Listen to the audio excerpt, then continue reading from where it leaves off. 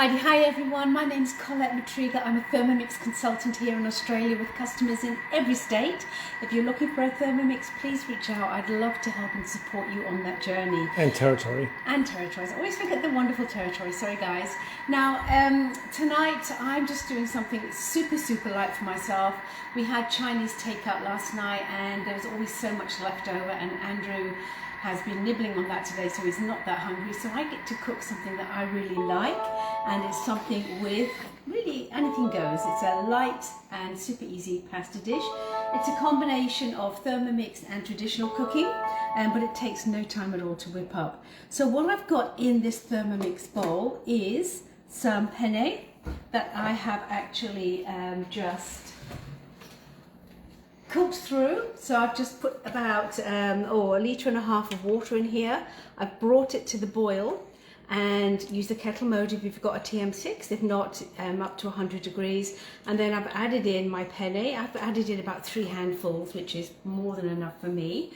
And I've cooked that to my liking, which is about 12 minutes. And then I'm going to drop into the same water, because I'm lazy, some broccoli. So that's going in. And then I'm going to cook that for a further 5 minutes.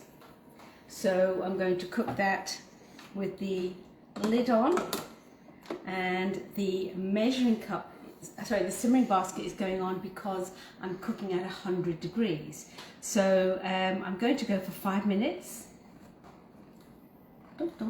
5 minutes.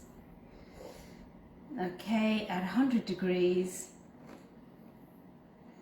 And I want reverse. We put it in reverse because we don't want the pasta being chopped up. And I'm going to go at speed 1.5. Now while that's happening, I'm going to put on my fry pan, and then I'm just going to chop some garlic and bread. So I'll be right back. And I want that to go to a medium high. That'll be fine. And I have here my little grater. Won't it be great when the Thermomix can grate? It's so exciting. But I want really thin slices of this clove of garlic.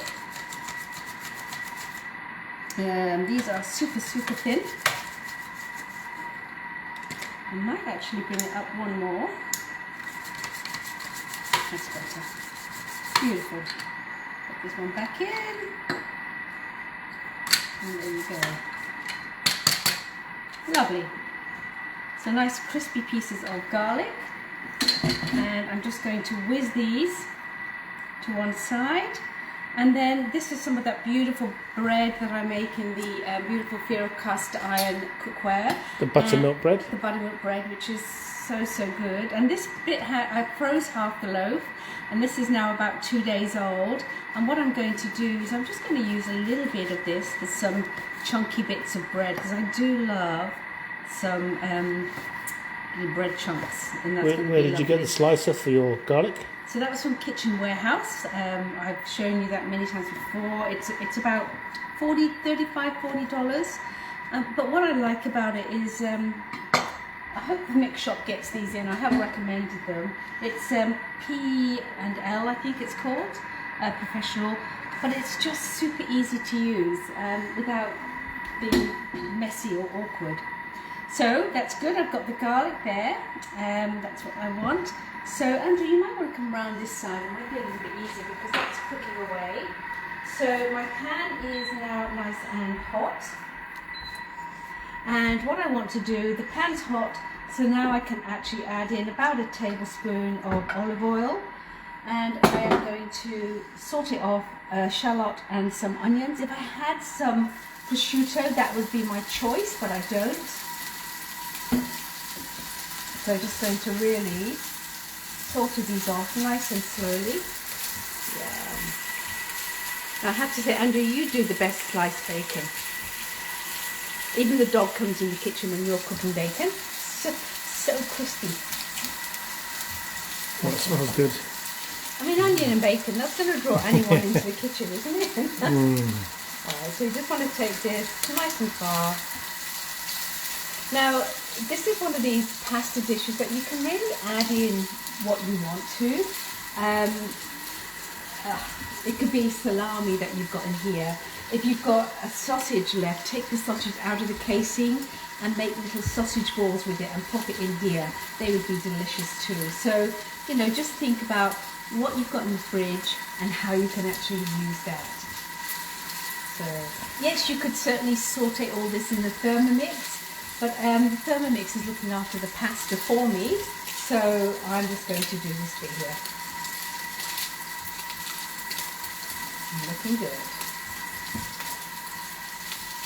So weekend starting tomorrow. So don't forget, this Sunday I've got my French apple tart, the classic French apple tart cooking class, and I think we've got just over 200 people enrolled for that already. So you can cook along. When you register, you get the list of ingredients, if you want to, you can just come and watch. What's going on with the other family? Oh, I was just looking up something for later on, so he's just sitting there asking me what I want to cook today. I noticed Brendan Pang was on MasterChef, and he's such an amazing dumpling maker. And with Cookie Doo, it actually is intuitive, so it throws up recommendations for you based on what you've cooked in the past. And he has actually popped up in my recommended cooks, and one of the items on there is his dumplings, one of his dumplings. So I'm very keen to try those. They're going to be amazing. I know they're going to be flavour packed. So that's good, that's all done. And now what I'm going to do is add in here a little bit, just lower that down a little bit, just about 1/4 teaspoon of yay! Popcorn. I love my little oven, my little hob, it's the best. There's no hob. Not. This little thing here. This piece of junk. This piece of junk, I know. I just have no control. But you can see how far I've taken that, and I'm going to add in that garlic now because I want that to brown up as well. And that's fine, that pasta can just sit for a moment. So I want to get these nice and brown. It might be dangerous and pop it back on. Oh, give me control. That will turn it down a bit. It is, it's right down now. It's 6. Yeah, that's fine, medium. Okay, that's looking good. So just want that garlic to kind of cook through a little bit. But the flavour base in here already, you know, the chilies, the garlic, and the onion, it's going to be just amazing. Alright, so the chilies have gone in, that's toasting away. I'm going to add in, find a few bits and pieces, just some of these gorgeous crunchy bread bits because I do love them. And I've got some pine nuts here that I needed to use up, so they're going in too. So you know what I mean by going to your cabinet and just looking at what you've got. So just toasting these through. So that those pine nuts, I always cut off the use by date and stick it in the containers, so they really do need to be used, which is why I'm adding them in. But they add a lovely crunch and creaminess, which is nice. All right, so just going to leave that there. Just let that cook for a little bit longer. Let's turn this down even further. Okay. So I had someone actually contact me about problems with the cake, and she's saying that she made one of the cakes and the issue was that it wasn't cooked in the middle, but it was cooked on the outside. So just remember, when you're making cakes, you pop your cake always in the center of the oven. And if that happens to you, often it is a temperature problem with your oven. So in other words, the oven is cooking at too high a temperature, so it browns on the outside, but on the inside it doesn't cook. So I've just added in there some breadcrumbs just to soak up all those flavours, those bacon juices, etc. And then I am going to go and get some of the pasta and throw that in.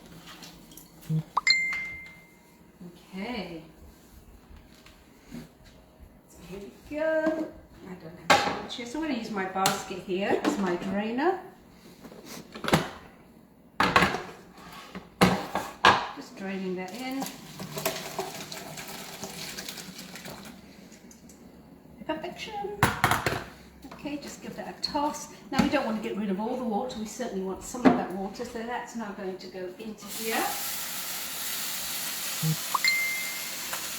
Perfection. So all those flavours that we've got, the chilli, garlic, bacon, onion, those lovely little breadcrumbs were the things. The panko breadcrumbs was the other thing I tossed in here. So that's dinner for one, is it? Well, leftovers are always good. Now I'm going to add in a little bit more olive oil. And I'm going to add some generous seasoning. It's going to be absolutely lovely.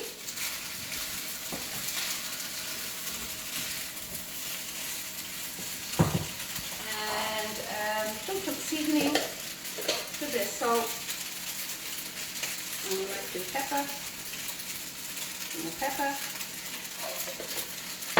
and that's it. No cheese? I'm going to put the cheese on top, Andrew, because we're not having a lot of this. And then I'm just going to serve this up with a little bowl. See that here.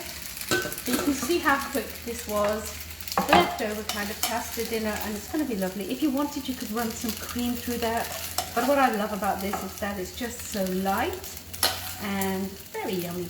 That's perfectly good for me. This lovely pasta. Leftovers for tomorrow. And then, of course, just on top, some good old parmesan. And then to finish it off, I am going to pop on there just a drizzle of lemon to cut through and add some sharpness, and a final drizzle of olive oil. There you go. Put that there. Pop you up there so you look yummy. Dinner done. Hardly any time at all. And it is super, super tasty. So I'm looking forward to this. Do you want a little taste, Andy? Before you head up? You have some first? You have some first, okay. Get a little bit of...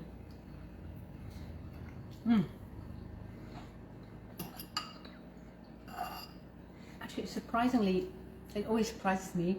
It's really light, but how tasty it is. Yeah. And not your kind of dish usually, is it, Andrew? You like cream and tons of cheese. But I'll tell you what, no, that's good.